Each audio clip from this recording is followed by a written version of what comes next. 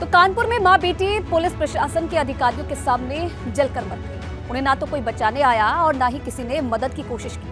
अब अधिकारियों का अमला गांव में डेरा डाले बैठा है।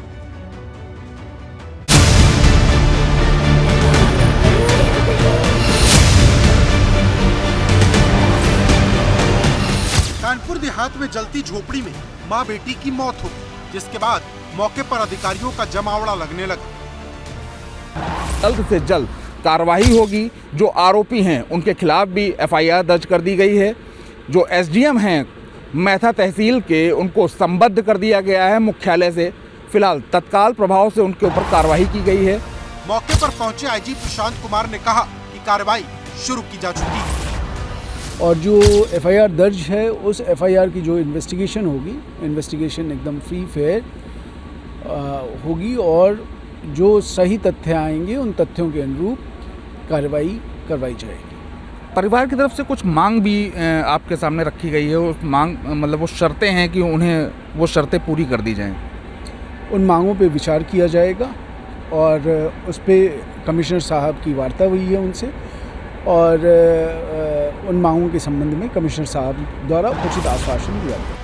मामले में एसडीएम सहित पूरा प्रशासनिक अमला घिरा हुआ है। मौके पर आला अधिकारियों का जमावड़ा लगना शुरू हुआ और आला अधिकारियों ने हालात को देखते हुए मौके पर कैंपिंग कर दी। पहले बचाना चाहिए, बाद में घर गिराना चाहिए। जमीन तो यूं ही पड़ी रहेगी, कोई उठा के नहीं ले जा रहा, लेकिन किसी की जान बच जाती, इससे क्या काम होता। हमारी सरकार तो लोगों को जान बचाने का काम कर रही है, लेकिन यहाँ तो उल्टा हो रहा है। यहाँ तो हम समझते हैं कि इसमें जो भी लोग दोषी पाए जाएंगे, हम समझते हैं सख्त कार्रवाई कीजिएगी। मुख्यमंत्री जी ने कहा सख्त कार्रवाई करेंगे।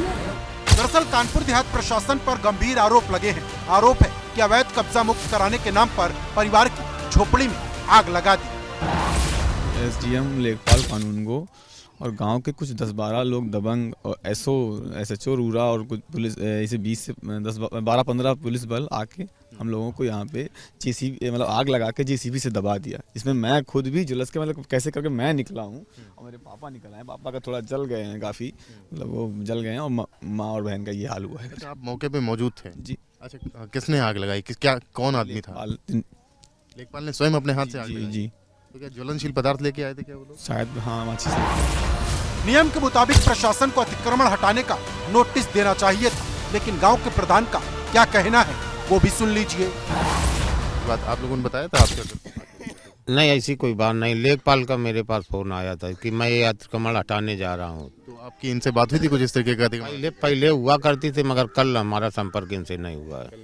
कितने बजे लेखपाल ने आपको सूचित किया था? लगभग 3 का टाइम हो, 3-3:30। अब हालत यह है कि भारी पुलिस बल के साथ एक बटालियन पीएसी मौके पर तैनात है। ये जमावड़ा ही बता देता है कि यहाँ पर कुछ बड़ा हुआ है, कुछ इतना बड़ा जिसे संभालने के लिए पुलिस प्रशासन और पीएसी की तमाम टीमें लगानी पड़ी।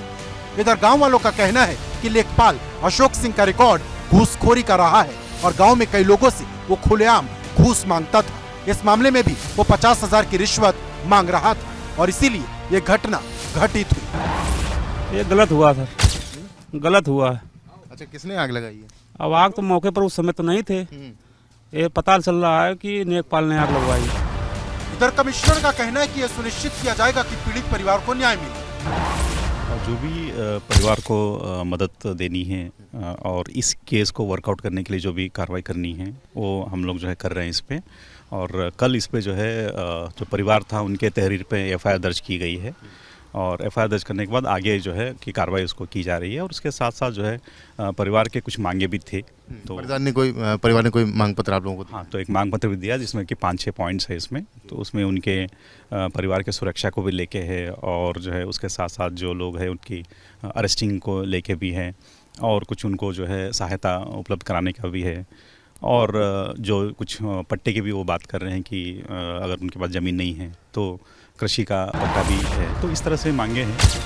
दरअसल ग्राम समाज की जमीन पर एक परिवार पिछले कई साल से झोपड़ी डालकर रह रहा था, जिसका विरोध उसी के परिवार के कुछ लोग कर रहे थे। मैं ज़्यादा तो नहीं जानती हूँ, लेकिन जितना जानती हूँ उतना ही बता सकती हूँ कि मेरे हस्बैंड तो सर्विस करते हैं, उनका यहाँ से कोई लेना देना नहीं है।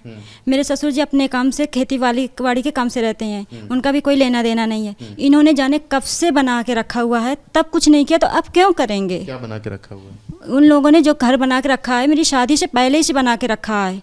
मेरी शादी को आज 6 साल हो गए हैं। ग्रामीणों का कहना है कि पीड़ित परिवार आरोपी परिवार की दूर का रिश्तेदार है, लेकिन सवाल ये है कि ये कैसी रंजिश, ये कैसी शिकायत, ये कैसी कार्रवाई कि 2 लोग जिंदा जल गए। फिलहाल पुलिस प्रशासन घिरा हुआ है और सवाल है कि नोटिस क्यों नहीं दिया गया, पीएम योजना के तहत आवास क्यों नहीं दिया गया। इस मामले में डिप्टी सीएम का कहना है कि अफसर हो या कोई कर्मचारी, अगर दोषी निकले तो कड़ी कार्रवाई होगी। जिन भी ऑफिसर्स की, अधिकारियों की, कर्मचारियों की लापरवाही पाई जाएगी, उनके खिलाफ हम सख्त कार्रवाई करेंगे। इसको हमने गंभीरता से लिया है और किसी को हम छोड़ेंगे। कृपया देखिए, विभिन्न राजनीतिक दल इसको राजनीतिक जामा पहनाने का प्रयास कर रहे हैं, ये गलत है।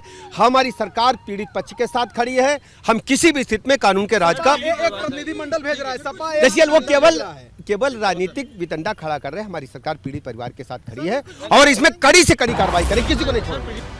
रेवेन्यू एक्ट में कार्रवाई के तमाम प्रावधान है। मुकदमा चलाया जाता है, बेदखली का आदेश होता है, नोटिस दिया जाना चाहिए। सरकारी जमीन पर कब्जा है तो क्या इस तरह के आरोपों से प्रशासन घिरेगा?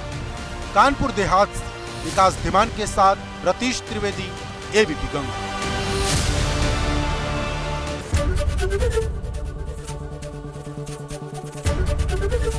एबीपी गंगा, खबर आपकी, जुबान आपकी।